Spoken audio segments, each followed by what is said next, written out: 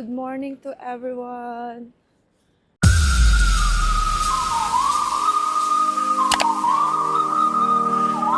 And for today's video, I just want to talk about autism and career, especially the moms, of course the dads too.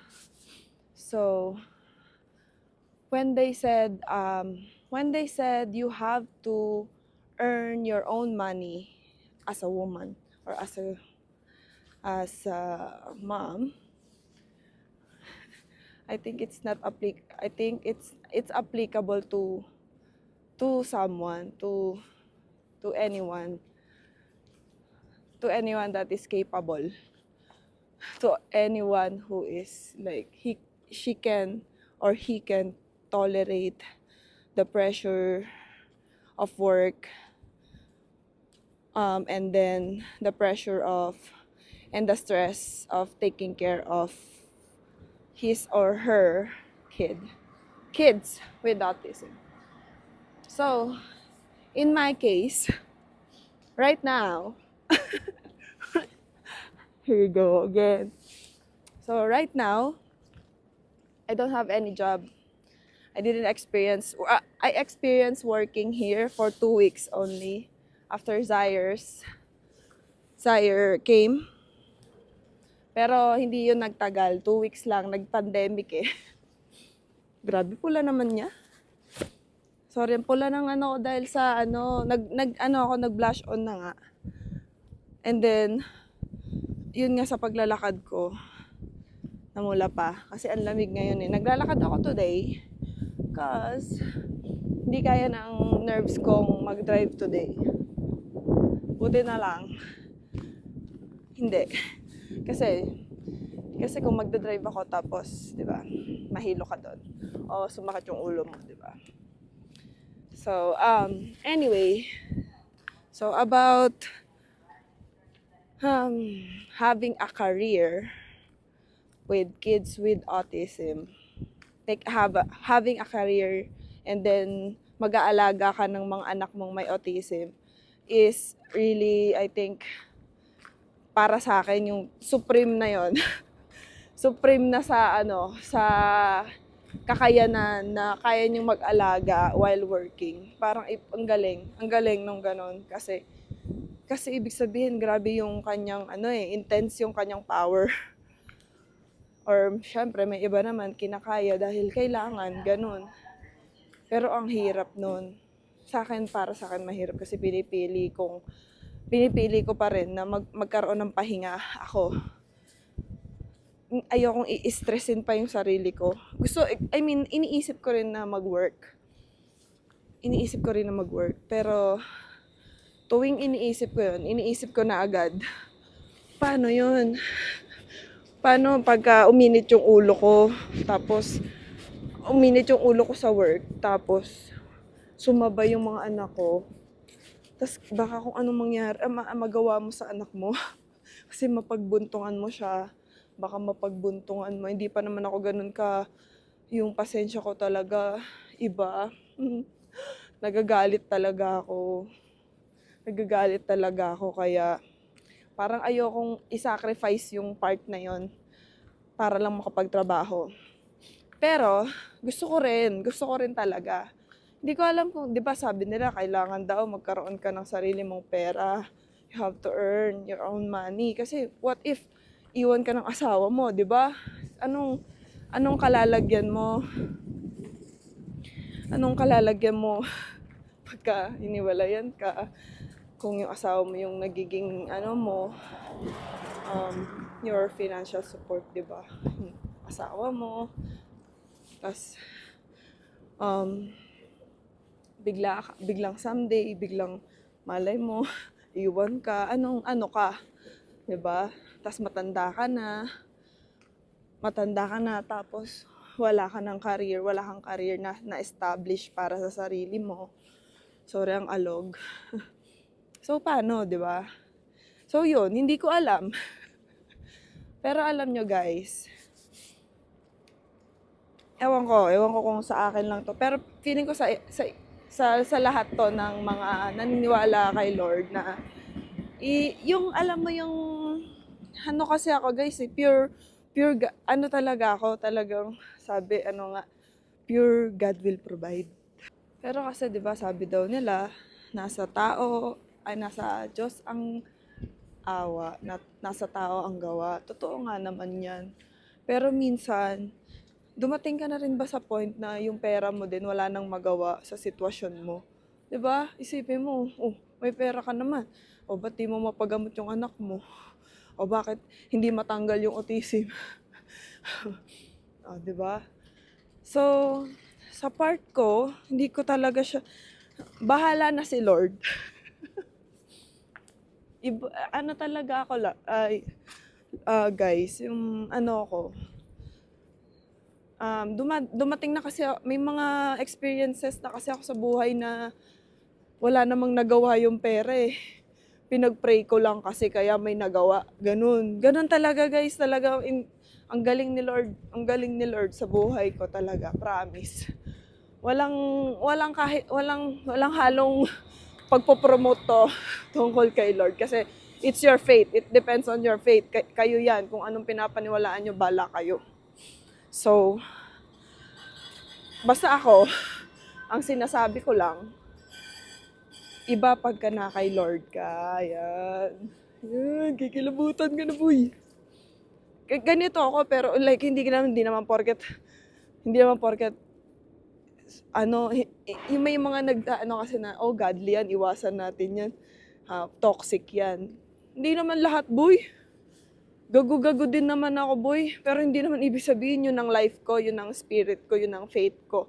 Iba yung faith ko. So, hindi naman porket mabait ka, makagodly ka na, di ba?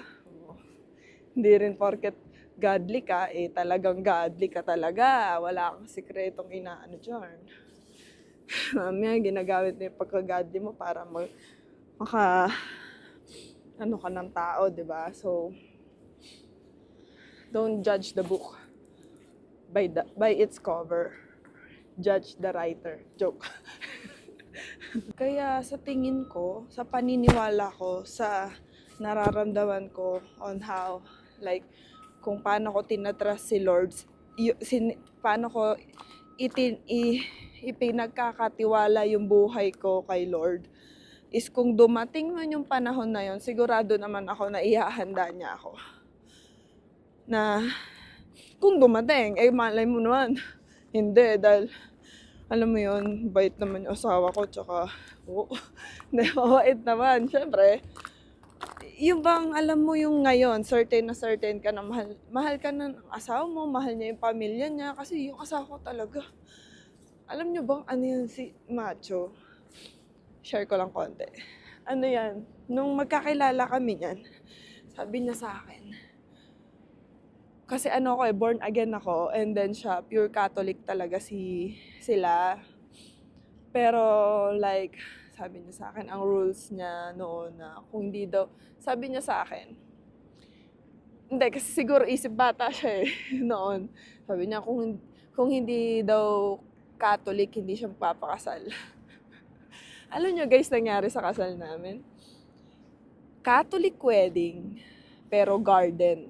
Which is impossible, di ba? Pero everything is possible with God. So, pinagsama niya kami, which is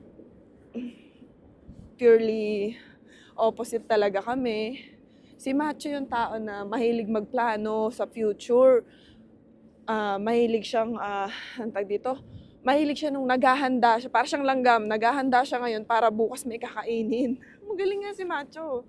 Magaling siya, ang galing niyang mandel ng family, financial, kung ano yung mga someday namin, na baka kung kailangan namin. Wala kaming savings, guys. One time may nagtanong sa akin, yung friend ko, sabi niya, may emergency savings ba kayo? Never kaming wala. Pure to. Wala talaga kaming savings. sa lahat, dahil siya lang lahat, paano, 'di ba? Paano nga naman makaka-save ko siya lang lahat magpe-pay ng bills? 'Di ba? Siya lang lahat. So, tapos meron pa akong mga gusto na talagang buong sikap niyang binibigay. Mga anak namin, yung mga kailangan ng anak namin, yung mga paregalo niya konti para Mother's Day, gano'n. Pero masaya naman kami, guys. Alam niyo ba, thankful ako kay Lord na siya yung naging asawa ko kasi magkaiba kami. Hindi ka maboboring. Siya yung si plano ng future. Ako naman si enjoy the moment. Oh, perfect na perfect, 'di ba? So, siya stress siya for the future. Ako naman, no, lika, enjoy tayo ngayon. Baka hindi na tayo mabuhay bukas, 'di ba? Ganun ako. So, kung may makikita kayong mga plans, ako yung nagplano noon. Tapos, medyo sumuport na siya. Ganon. So, ayun, sobrang thankful ako kay Lord na ganun kami, na pinagsama niya kami. So, kung dadating man yung panahon na yun, na yung mawalan ka ng, huwag kang mag-alala kasi kung nagtitiwala ka kay Lord, ipinagkakatiwala mo yung buhay mo kay Lord, hindi niya hahayaan na maging empty ka sa panahon na kailangan mong mag-isa. Like, paano nga kung magkaroon ng, di ba? Kung mangyari man yun, di ba? So, sana naman wag. Kaya, kasi alam mo ang autism, kailangan niya ng complete family. Pero guys, iniisip ko rin naman mag-work kasi, alam mo yun, sayang din yung mga pinag-aralan ko sa buhay. Graduate ako hindi ako nag-high school. O, tingnan mo yung kabutihan ni Lord sa akin. Ganito yan. Quick recap pa. So, bibigyan ko yun ng sample ng ginawa ni Lord sa buhay ko. Na hindi ko alam na ganun pala yung magiging buhay ko. Kasi, nakatapos ako ng 1 to 6. Grade 1 to grade 6. Wala akong high school. Kasi, that time, alam mo sakto kasi nagkasakit ako. And then, wala na kaming pera pambayad ng private school. So, sakto yung pagkakasakit ko, guys. Kasi, hindi ko rin talaga kayang pumasok. Kasi, hilong-hilo ko, nakatabingi, hindi ako makalakad. Kasi, meron akong sakit na hindi talaga nalaman kung bakit ako ganun maglakad, nakatabingi. Ganun. Ganun ako maglakad. Tapos, yung aking vision is naka-straight kung ganito ako maglakad. Pero kung nakaganito ako, yung vision ko pa ganun. So, I don't know. Yun nga yung kinakatakot ko ngayon kung bakit nararamdaman ko siya simula nung nagkasakit-sakit ako ng ulo. So, yun. Nung nagkasakit ako, guys, so 2 years akong parang lantang gulay. Tapos 2 years recovery. So, isipin nyo, from grade 6, first year, second year, third year, fourth year, high school yun. Tapos nalulungkot na ako nun kasi yung mga classmate ko. Kasi very, very active akong student. Lahat sinasalihan ko. Parang lahat, play, lahat. So, naging greatest parang ko yun na, bakit ko biglang nanghina? Bigla akong nagkasakit. Bigla akong nag-shutdown. So, yun, for 2 years, pabalik-balik kami ospital, kung saan kami pupunta. Si mama ko na hindi naniniwala sa tawas. Sige, pinatawas na rin ako. Lahat, pati Chinese medicines. Lahat na, ang dami-dami kong gamot na iniinom noon. Kung sino pa yung mga kilalang Chinese doon sa Ongpin. Talagang memorable yung lugar na yun. Tapos wala. Gumaling na lang ako bigla. Tapos, too late na for high school. Ilang taon na ako, noon 16 na ako. Hey, di ba dapat tapos ka na noon kasi, or 16, start ka na ng college, di ba? So, ito, ang nangyari noon, merong parang program yung division school ng Pilipinas sa Caloocan na out of school youth, ALS tawag doon. So, ang gagawin mo lang is meron kang reviews, like papasukan mo every Friday, Saturday ata yun. Then, bawal ka mag-absent kahit isang beses. Kasi for 6 months, yun lang gagawin mo. Magre-review. Pasok ka lang, tas 1 hour lang per day. 1 hour lang per Saturday, ganun. 1 hour or 1.5, ganun. So, yun yung ginawa ko for 6 months kaya yun. Hindi nakalimutan ko na eh, pero something 3 months siguro. Tapos mag-e-exam ka ng acceleration. Dalawa yung in-exam ko, high school at college. So, ang nangyari, hindi ako pumasa sa high school, yung para second year or third year high school na sana ako para i-continue ko na lang kahit maliit ka naman kasi ano naman yan eh, na okay lang naman kahit late ka naman mag-aral, ganun. Siyempre ayaw mo nun. Gusto mo nandun ka sa yung normal pathway, di ba? So, hindi ako pumasa sa high school, guys. Pumasa ako sa college. Tignan mo, ang galing ni Lord. Sakto. December 20, 2005 is 16 years old na ako. Something, 16 na ako ata nun. Tapos, nag-exam ako around March. Pumasa ako ng May. Pumasa ako ng ng acceleration. May. Then, June, pasukan na ng college. Di ba, napakagaling ni Lord. Nakapag-college ako na ganun-ganun, nagkasakit ka lang, di ba? Kaya parang ang weird ng talagang grabe si Lord sa buhay ko. Iba yung plano niya sa akin. Iba. So, yun. Kaya pagka naiisip ko na kung someday man, ganun yung worst na mangyari sa pamilya na meron kami ni Macho, parang si Lord pa rin yung bahala. Kasi, ayoko namang hindi mag-focus sa mga anak ko. Kailangan nga nila ng focus, di ba? Kailangan nila ng focus kahit gustong-gusto kong kumita. Kaya ako nasa bahay lang. Tapos hinihintay ko lang tumawag yung school. Baka, alam mo, baka kailangan ako doon. May kailangan sila. Which is minsan nangyayari talaga. So, yun. Actually, alam nyo guys, maraming tao ang hindi nila na-appreciate yung kalagayan nila ngayon dahil parang tinitaken for granted nila yung sitwasyon nila dahil nakakakita sila ng better situations. Kasi, oo nga naman, di ba? Kung nagtatrabaho si Macho, mas, alam mo yun, mas marami kaming maiipon, mas meron kaming magagawa. Alam mo yun. Pero, di ba, ako, nagpapasalamat na lang ako. Nagpapasalamat na lang ako sa buhay ko ngayon. Kahit wala ako nung career. Masaya nga ako kay Macho pagka nagkukwento siya na, ganito na ako sa trabaho, na-recognize ako, na-promote ako. Ang saya ko.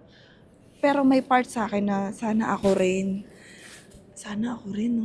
Pero alam mo guys, hindi yun yung inggit. Hindi ako inggit sa asawa ko kasi gusto ko yun para sa sarili ko na nararanasan niya, which is masaya ako kasi masaya siya eh. Masaya ako para sa asawa ko. Ang galing din kasi ng asawa ko. Talino din talaga. Iba eh. Iba din siya eh. Kala mo talaga autistic din ata. Hindi, joke lang. Pero iba. Iba siya sa work. Kaya very, very proud ako sa asawa ko. Nadadala niya kami. Kaya ako, okay na. Hindi naman sa kontento na ako, pero masaya ako sa meron ako ngayon. Hindi ako naghahangad eh. Ng kahit ano, yung bang, sana someday maging ganito din ako. Ganon. Pinagdadasal ko na lang kasi si Lord, pinaparating niya tayo kung para sa'yo yung isang bagay. Dinadala niya tayo doon without us doing something na nanonotice natin. Like, minsan, kaka-push forward mo. Minsan, mali pala yung pagpo-push mo. Mali pala yung pinupuntahan mo. Kasi may plano palang mas maganda sa'yo, si Lord. 'Di ba? Meron pala siyang plano. Yung plano mo pala, eroplano lang. Yung plano mo pala, hindi talaga swak. So, ayun. Na-share ko lang guys kasi siguro marami din tao yung kagaya ko. Marami ding nagtatago lang. Yung hindi na lang sinasabi kasi masasabihan ng, oh, dapat tulungan ang asawa mo. O kaya, oh, wala kang trabaho, anong ambag mo sa buhay? Oh, ganun, di ba? Kasi lagi ako nasasabi ng ganyan, yung ginagawa mo. O ano yan, wala ka man lang extra, di ba? Pero wala. Eh, anong sasagot? Wala, palamunin ng asawa, ganun. Palamunin ng asawa. Hindi kasi nila alam, pero okay lang ako. Basta wala akong natatapakan na ibang tao, wala akong nasasaktan, okay na ako eh. Tapos alam mo kung bakit gusto ko lang magkaroon ng trabaho? Kasi maraming kailangan ng tulong, lalo na sa Pilipinas. Alam mo yung gusto mo naman tumulong eh, yung all the way. Pero wala kang, yung syempre, yung pantulong mo na yun, ano mo yun eh, reserve mo yun sa para meron kang mahugot pagka kailangan na kailangan. Hindi naman kalakihan yun, pero just in case, yung ganun. Kaya, pero alam niya, naniniwala ako na pagka, kung ano ibigay mo nga sa mundo, yun din yung ibabalik sa'yo. So, minsan, kahit wala na akong masave, minsan binibigay ko na lang para itulong. Kasi alam ko naman babalik yun eh. O, ganyan tayo magtiwala kay Lord. Kasi alam mong babalik yun. Hindi sa way ng pagtulong mo, pero sa ibang bagay. So, yun. I hope nakalabit kita ng message ko for today's video. If you don't have job today, hindi pa tapos, or career, or let's say career, hindi pa tapos si Lord sa'yo.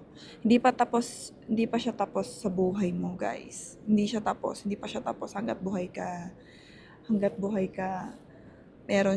Laging meron siyang surprise na dadating sa buhay mo. So, you just have to notice it and appreciate everything. Everything, guys. Hindi lahat meron yan. Magkakaiba tayo, ganyan. So, ayun. Thank you guys for watching and vlog tayo ulit. Maybe soon. Bye guys!